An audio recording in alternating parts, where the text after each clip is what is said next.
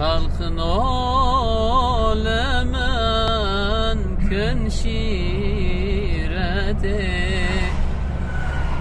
ادیل برا زرین کمر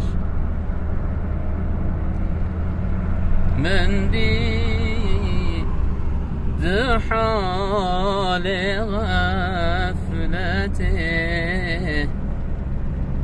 در جبر جواك خمر من دید حال غفلته در جبر جواك خمر در جبر جو پنجران